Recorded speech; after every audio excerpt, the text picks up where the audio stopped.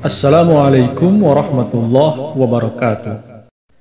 Tidak hanya Imam Mahdi, Nabi Isa juga dikabar gaibkan atau dinubuatkan akan turun di akhir zaman ini. Tidak hanya umat Islam, umat Nasrani juga ternyata meyakini bahwa Nabi Isa akan turun. Sebenarnya siapa yang dijanjikan akan datang itu betul-betul Nabi Isa kah atau sebenarnya orang lain yang seperti Nabi Isa? Berikut ini penjelasannya. Pertama, berdasarkan keterangan dari ayat-ayat Al-Quran, hadis-hadis, dan keterangan-keterangan para ulama, diyakini bahwa Nabi Isa alaihissalam sebenarnya sudah wafat. Hal ini telah dijelaskan dalam video ini. Oleh karena itu, orang yang telah wafat tidak dapat hidup kembali ke dunia.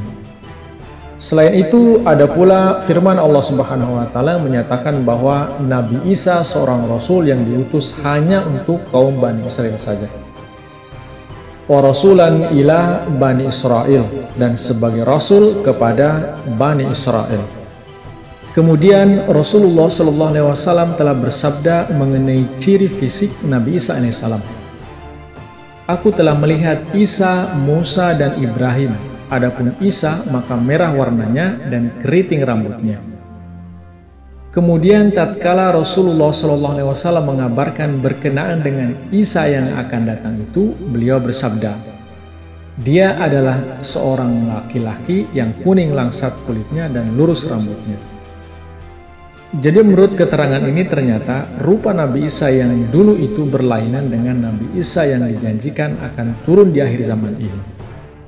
Kemudian Rasulullah SAW bersabda, Kaifa antum idza nazala ibnu Maryam fikum wa imamukum minkum. Bagaimana keadaan kalian apabila ibnu Maryam di antara kalian turun sedang dia imam kalian di antara kalian? Hadis ini menyatakan bahwa Isa yang dijanjikan kedatangannya itu berasal dari umat Islam sendiri. Ada juga riwayat lain yang menyebutkan Kaifa antum idza nazala ibnu Maryam fikum fa'ammakum. Bagaimana keadaan kamu apabila ibnu Maryam turun di antara kamu maka ia menjadi imam kamu. Ada juga riwayat lain yang menyebutkan fa'ammakum minkum, artinya maka ia Isa menjadi imam kamu sedang ia ada di antara kamu juga. Jadi jelas sekali keterangan-keterangan itu menyatakan bahwa bukan Nabi Isa alaihissalam yang lama yang akan datang di akhir zaman ini, akan tetapi Isa yang dijanjikan itu adalah orang lain, yaitu seseorang yang berasal dari umat Islam sendiri. Muncul pertanyaan, bagaimana bisa orang lain yang akan datang padahal jelas dikatakan bahwa yang akan datang itu adalah Ibnu Maryam, bukan orang lain. Kalau bukan Ibnu Maryam sendiri yang akan datang, bagaimana maksud kata Ibnu Maryam itu? Apa dibolehkan nama seseorang diberikan kepada yang lain? Menurut para ahli bahasa, meminjam nama seseorang untuk orang lain adalah perkara biasa, bahkan lebih disukai. Ini namanya isti'arah. Contohnya pepatah yang masyhur dalam bahasa Arab, bagi tiap-tiap Fir'aun ada Musa. Maksudnya, tiap-tiap orang pendusta dinamakan Fir'aun dan tiap-tiap orang yang membantah pendusta itu dinamakan Musa. Contoh lain, orang-orang Arab biasa berkata, saya telah melihat Hatim. Maksudnya, nama Hatim yang sangat pemurah itu diberikan kepada tiap-tiap orang yang sangat pemurah.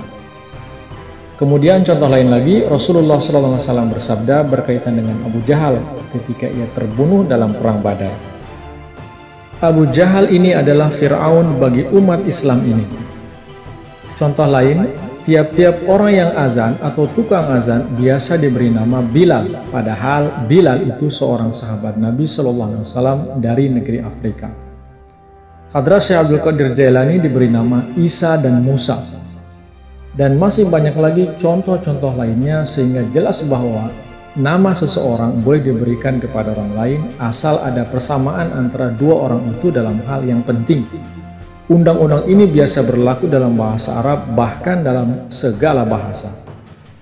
Oleh karena itu, janji tentang kedatangan Isa di akhir zaman ini maksudnya adalah satu sosok atau tokoh yang akan datang yang berasal dari umat Islam sendiri, yang memiliki kesamaan-kesamaan dengan Nabi Isa yang dulu pernah turun di tengah tengah-tengah kaum Bani Israel. Wallahu a'lam bishawab. Terima kasih. Wassalamualaikum warahmatullahi wabarakatuh.